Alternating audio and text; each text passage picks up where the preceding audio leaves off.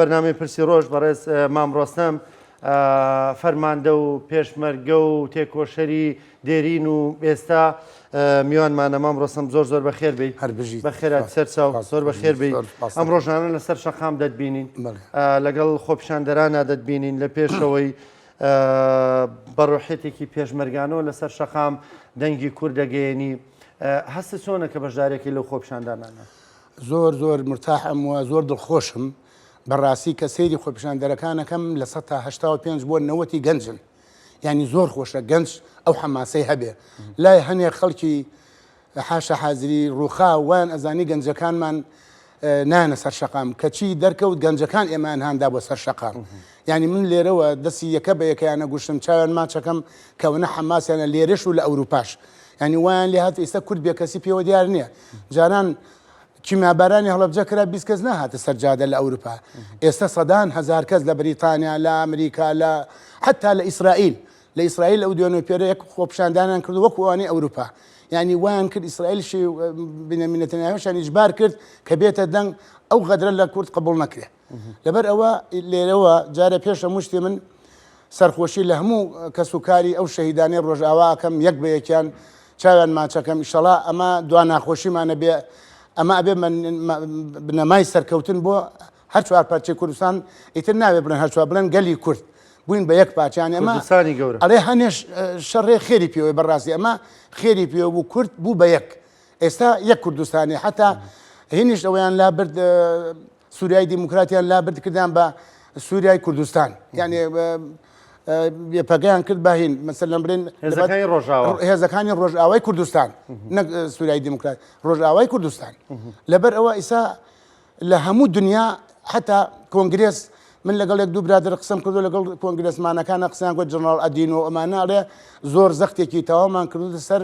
ترامپ کە لەو هینەی خۆی پەشیمان بێتەوە نێڵێ کورد ئەم جارش گورگان خواردو بێ وەکو ساڵی 75 و وەکو زمانی ئەنفالەکە و وەکو ئەوانە کە هەموو غەدرەمان لێکراوە ئەو ڕەشە کوژیە بەڕاستی ئەم سەردەمی ساڵی 2026 هی ئەوەیە عالم بە ئازادی بژی و بە دیموکراتی بژی کەچی ترامپ هاتووە زەلامێکی هێناوە 10 ملیۆن دۆلاریەدا بیگرن بە سزای بگەن کەچی ئێستا ئەویان کۆ بە ڕئیسی وڵاتێک و کەوتووەتە ڕەشەکوژی بۆ گیان کورد خۆ نەدەبوو ئەمە ینی لە هیچ قانونێکی دنیا بڕوا ناکەم ئەمە قبول کرێ کە پیاوێکی وا مجرم بێت بێ بە سەرۆکی وڵاتێکی وەکو سووریا بەغەدر لە خەڵکی کوردستان بکە و ڕەشەکوژیان بکە باشە بەڕێز مام ڕۆستەم دواتر هەندێک قسەی ترەکەین لەسەر ڕۆڵی گەنجەکان ئەم یەکریزیە چەندە گرنگە بۆ کورد ئەوەی کە باسی کرد هەندێک شەڕجاری وایە خێری پێوەیە ئەم شەڕە دەبینین هەموو کوردی یەک خستووە ینی هەموو ڕەخنەکانمان وەلا ناوە خەڵک وازی لە ڕەخنەیە ناوە لە ئێستادا خەریکیەوەی دەنگی کورد دەگەیەنێ خۆی هەموو کەڵێ ڕابردوو لە بیرکە ئەبێ ڕابردوو بکەین بە تەجروبە و لە بیری بکەین و تەجروبەکان هەڵگەین بۆ ئێستا حەقا ناوماڵی کورد وەک چۆن ئێستا خراوە ئەبێ یەکتری بخەین باشتری بخەین چاکتر بتەوی بکەین ئەڵێ کابراایەکی ئەختیار 3-4 کوڕی هەبوو وتی بڕۆن ئەو دارم بۆ بێندارەکەیان ناوتی ئەوە لێ کوت شکا کردی بە دوان بەقایم درەنگتر شکا خۆلاسە کردی بە 4-5 وای کوت ئەشتێوتیان دەکە ئەوایە گرتوو بن بە هیچ کەسێ ناشتێن ئێمەش ئەبێ ئەوەی باوباپیرامان کە کردویانە بۆ نەوەکانی ئێستەمان ئەوە تەجروبەکەین ئێمە تا یەگرتوو بین دوژمنی سڵمان لێکات تا یەگرتوو بین بە قووەترە بین تا یەگرتوو بین ئامانجەکانمان باشتر ئەپێکین گوێ نەدەینە قسەی ئەو بەعزیە خەڵکی خۆفرۆش و لە هەموو دنیا جاشەیە حاشە حازری لە هەموو دنیا خۆفرۆشەیە حتا لە رووسیا هەبووە لە شوێنایتر هەبووە لە ڤێتنام لە هەموو دنیا خۆفرۆش هەبووە بەڵام بە سزای خۆیان گەیەنراون دوایی بەڵام ئێستا ئەمە گوێ نەدەین ئەو خۆفرۆش و نەفسێت نزم و ڕووخاوانە هەوڵ بدەین بەڕاستی من لێرەوە دووبارە دەستخۆشی لە هەموو گەنجەکانی ئەوروپا و کوردستانی خۆمانەکەم لێرە کە زۆر بە دڵێکی گەرمەوە بەرەو پیری مەرگ ڕۆن بەرەو ڕۆژئاوا یعنی ڕۆژئاوا سەرکەوێ هەمومان سەرەکەوین بشتێ بۆ ئێمەش زەرەرە و ئەمە ئەم موامەرە لەسەر هەرێمیشە ینی هەرێم بکەوێتە خۆی دەرگاکانی واڵاکە بۆ یارمەتیدانی ڕۆژئاوای کوردستان چووکم ئێستا وای لێ هاتووە بەم نەهامەتی و بێمەعاشی و کەم دەرامەتی خەڵک سفرەی ماڵەکەی خۆی کردووەتەوە بۆ ڕۆژئاوا ئەوە زۆر بهێمە ینی ئەوە یەکێکە لە دڵخۆشکەرەکانی کە کورد لە هەموو وەختێکە ئامادەین یارمەتی یەکتری بدەین وەکەوەی چەمچەماڵ چۆن لیان قەومە هەموو کورد هاتە دەنگ ئەمەی ڕۆژاوا لەوەش مقەدەسرە چووکم ئەمە بۆ هەموو کووردە بۆ هەر چوار پارچێک کە کردمان بە یەک ئیستا من پێم وایە چوار پارچە نەما چۆن لێن دوو زایی دووەکە بە یەک بەڕاستی بوو بە یەک دوو زایی دەن دوو ئێستا یەک بەڵێ بە یەک بەڵێ زۆر باشە حەقە شتێکی کەش بکرێ فەرموو. مەسەن حەقە بەتابەت داوا لە کوردانی تاراوگاکەم لە هۆڵندا ئەمانی ژۆک و سلۆڤۆدان مەسۆلۆفیچ ئەم بدەن بە محکەمە چووکم ئەم یەکەم مجریم بووە پێشتر لە گەڵ داعشا بۆ و یەکێ بۆ لە مەسئولەکانی داعش و ئەم ڕەشە کوژێشی کرد لە دوایە چل کەسی هەر خستۆتە ئاوە ڕەشە کوژیان ژن مناڵی تایە مناڵی بەرمەمکەی تایە حەقا شکاتێکی لێ بکەن لە لاهای بدرێتە محکەمە وکو ئەو مجرمانەی کە دراونتە محکەمە بەداخە کۆمەڵگەی نێودوڵەتی ینی خۆی پێناسە دانێ بۆی کێ تیرۆرەسە و کێ تیرۆرەز نییە ئەم کابرای پێشتری شتووە ئاماژۆ پێکریانی ئەمریکا 10 میلیۆن دلاری کردبوو بە خەڵات بۆی دەستگیری بکەن کە چی ئێستا خۆیان لەگەڵی دانیشن لە رووسیا خۆیان لەگەڵی دانیشن لە ئەمریکا بەڵێ لەگەڵی دانیشن ینی پێم وایە نازانم ئەخلاقی سیاسی نەماوە نازانم ئەمانە لەوە عودوعودی خۆیان پەشیمان بوونەوە هەتا دوێنیان کورد یەکێکە لە شەریکەکانمان کورد یەکێکە لەوانەیە کە هێزێکی تەواون کە ئینسان بێ پاڵپشتیان لێ بکە ئەمە بۆ دووەم جارە غەدرمان لێکەن جارەکەی تر مەجای تورکیاندا هاتەوە ناو ئەفرین ئەم جارانش مەجالیاندا گەورەترین ترۆریست لە عالەمە هێنایان کردیان بە ڕێسی وڵاتێک و بەریاندای گیان ئێمە بەڵام ئێمە بۆ ناشتین حەزەکەم بزانین ئەوەی من لە گەنج بینیومە ئێستا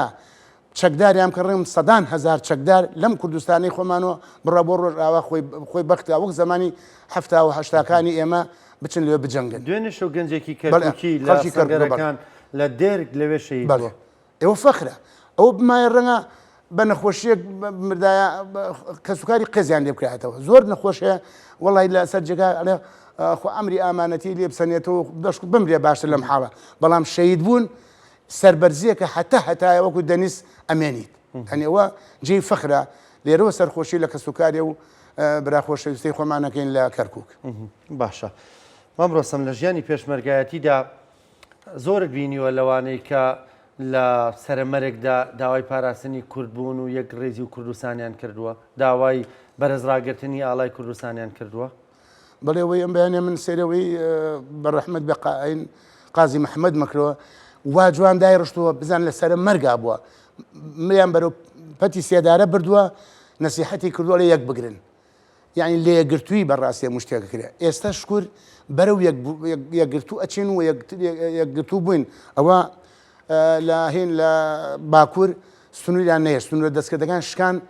هاتە ناو ڕۆژئاواوە ئەوە لێرەوە ئەینەن شت ڕۆیشتن لە هەموو دنیاوە ئێستا چاومان لەسەر ڕۆژئاوایە و ئیشەڵا هەر سەری شەکە و سەرکەوتوو شەبن چووکم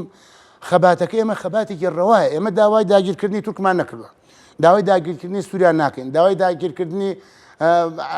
بەسران ناکەین داوای داگیرکردنی بابرێن تاران و تەبرێز ناکەین ئێمە داوای حەقی خۆمانەکەین ئێمە خوا بە کوردی خەڵقی کوردی دەسڵاتمان چییە معقولە 50 میلیۆن کورد مافی ئەوەی نەبێ بە کوردی قسە بکە مافی ئەوەی نەبێ بە کوردی بژی تاوانەکەمان بەس ئەوان مەسەلە ئەوە نییەمە خەڵکی و هەین تاوانەکەمان کوردبوونە ینی بڕاتە بێ کورد نەبووی نایخەوە بزان دورزیەکانەوە ئیسرائیل لەسەری هاتە جواب ئەو عەلەویەکان هەموو عالەمەوانە شیعیدنیا لەسەری هاتە جواب ئێمەی کورد پشت و پەنامان خۆمان و شاخەکانە ئەبێ یەکگرتوو بین ئەمە بێ بە دەرسێکی تر شەڕی ناوخۆ و ئەمانە هەمی بەلاوە بنین بە تەکبیرە هەرچەندە من جاری وایە بڵێ من حیزبێکم شتێکم زەرەرە قەینا بازەرەکەی بەڵام بوونی کورد لە هەمووی مهمترە یعنی من پێم وایە بوونی کورد لەسەر ئاسی دنیا لە هەموو شتێک بەلای منەوە گرنگتر و سەربەرزیترە یعنی ئەگەر حیزبەکان بۆ نمونە لە پۆستێک لە پلێک لە بابەتێکی وە هەندێک پاشەکشە بکەن بۆ یەکتری ئەمە نەدۆڕانە و نەشکستە کورد نەدۆڕە ئەوە بە عەکس و سەربەرزیە من تەنازول بۆ تۆ بکەم باشە تاوەکو بۆ تەنازول بۆ تورکێک بۆ عەرەبێک بۆ فارسێک بۆ ئەوانەی بکەم حەقا تەنازول بۆ یەکتریکردن تەنازول نییە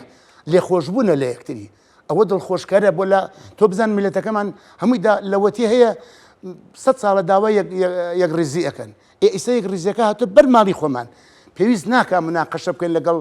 ئەمیر مدیر عامێک لەسەر مەسەلەن پۆستێکی لێکێ لەو پۆستانێکە ڕەنگە هیچ کاڵکێکی وای نەوێ بۆ کورد بەڵام ئێمە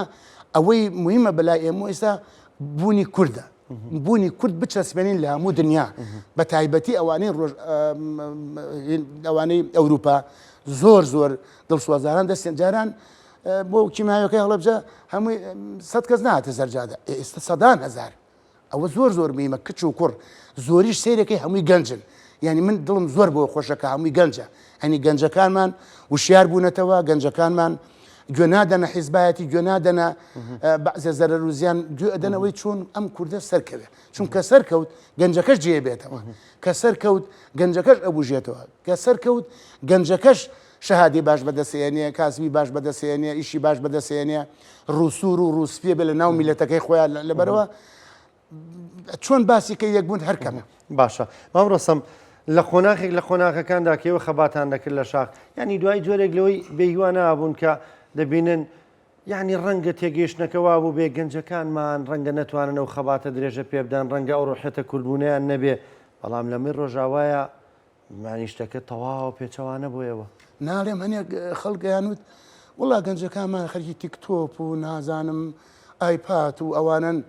من 2-3 ڕۆژە نەک دڵم خۆشە لە خۆشە ئەگریام یعنی ئەو هەموو گەنجە کچ و کوڕ ئەوە نییە برەی هەر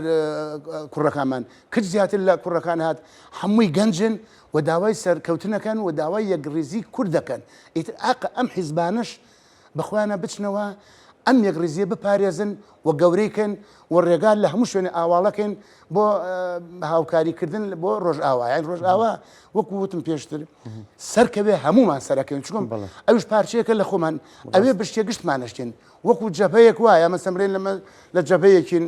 بەرامبەر مەقانیا بەرامبرێکە لە شوێنانێ وەختی خۆی شەڕمان کردوە لە شوێنێ شکاوە تاسیکۆ سەر شوێنەکەی کەش لەبەر هەوڵدێن بچووکتین درزمان تێ نەکەوێت چ لێرە چ لە ڕۆژئاوا چ لە باکوور چ لە ڕۆژەڵا لە هەر هەمووی ئەبێ بە یەکدەنگ بین و بە هەمومانەوە گیفانی خۆمان بخێنەگەر جووتی خۆمان بخێنەگەر چای خۆمان بخێنەگەر خوێنی خۆمان بخێنەگەر بۆ خزمەتی ڕۆژئاوا یعنی وا بکەین ڕۆژئاوا ئیشەڵا هەر سەرکەوتووە بێ و سەرکەوتوش بووە و دووبارە داواکەم بە ڕاستیەکەی ئەوانەی دەرەوە داوەیەک لەسەر ئەم مجرمە قەیدکە لە های بیدەنە محکەمە بزانین چی دەرچە خۆ ئەڵێ سیروان لێرن دەم هەرم بی بکرێ باش ینی هەوڵێک ئەم ئاوە دووەمی شتێک بکرێ وەکو زمانی خۆمان 91 خەتی ئامینە دروست کرێ وەکەوەی خەتی 36 هیچ نە بە خەتێکیان بۆ دروستکەم برا بەمە خۆ ئەرزی خۆمانە بە تاپۆ بە خەریتە بەدار بە بەرد بە هەمووی سەیریکە ئەمە کوردستانە نابێ بە قەومێکی تر ئەم حدودەمان با بۆ پارێزن وەک پشتان تێکردین وەک زوڵمتان لێکردین وەک هاوکاریتان نەکردین وەک نەهاتن بە دەنگمانەوە ئەم خەتەمان بۆ بپارێزن و هیچ ترمان نایە نەمانتۆ وەرن چەکمان بنێ و نان و ئاومان بنێ ئەمە خۆمان بەم کوێرەوەری و فەقیری و بەسە زمانی و حەساری خۆمان ئەژێن و مەمنونین و شکرین و لەبەرەوە ئەتوانین خۆمان بپارێزین بەڵام ئێوەش مەجال مەدەن دوژمنەکانمان بێنە سەرمان یعنی خودداوەکەەوە نەهین نیڕی ڕاستە باشە مام ڕۆستەم ئەوەی کە بینیمان ینی جیهان لە پڕێکدا وەکو دەڵێ ناڵم پشتی تێکردین بەڵام لانی کەم بێدەنگ بوو لەوەی کە بەرامبەرمان دەکرێت لە ڕۆژاوە ئەمە چەندە دۆخێکی دروست کردووە کە کورد پێشتر ڕەنگەوە هەستمان کرد بێ ئەمریکا دەمان پارێزێ فەڕەنسا دەمان پارێزێ وڵاتانەمان بەڵام دەرکەوت ئەبێ خۆمان بپارێزین ئەیقانە نەت بیستۆڵێ چارە نووسی خۆت ئەبێ خۆت دیاری بکەی نەک تەمایەربی بۆ بکەن هاندەران بۆت ناکەن کە تۆ خۆت نەبووی وتیان ڕاستە ڕسق بەدەست خۆیان بەڵام وڵای حمێکی ئەوێ یعنی ئێمە ئەگەر خۆمان نەبین خەڵ لە چی هاوکاریت بکە کە خۆت نەبی و هێزت نەبێ و پشتیوانی یەکتر نەکەیت و چاوچنۆک بیت و گەندەڵ بیتەوە بیت دەوڵەتان بۆچی یارمەتی بدەن لە هەموو دنیا وایە تۆ بزانە ئەرمەنیەکان پاش ئەوە موقەتل قیتالە ئەوە ئەرمەنستان دەوڵەتن يعني ئێمە بقدر ئەومانمان پێ نەکرێ کردین بە دەوڵەت هەڵەبجەنەی کردین بە دەوڵەت لەبەرەوە دەنگمان نەئەگەیشت بەڵام ئێستا دەنگمان نەگاتە هەموو شوێنێ ئێستاوە کاک بەرهەم نوێنەر لە ئومەی متحیدە بەرام بە تۆ بڵێ ئێستاکە جێگری ڕئیسی پەرلەمان لە عێراق کوردە وەزیری خارجیە کوردە یعنی کۆمەڵێشتمانەیە لە دنیا ئەخوێنرێتەوە یعنی ئەوە نییە بڵێ تۆ بڵێ وڵایەوە هەر هیچ نین ئێمە شتین بەڵام وەک وتم حمەکەی ئەوێ ئەبێ جوودی زیاتر بۆ بکەین جوودەکەش ئەوێ لە خۆمان ببورین لە ناکۆکی ناو خۆمان ببورین ناو خۆمان چارەسەر ئەکرێ بەڵام لە دەرەوە لێمان قەوما چارەسەری زەحمەتە لەبەر ئەوە برین تا بچووک بە عیلاجی ئاسانترە تا گەورە بێتەوە ئیلتیها بکە سپاس دەکەم زۆر سپاس قسێکتە گەرما بێ. والله من هەردووبارە هیوادارم هاوڵاتیانی کورد لە هەر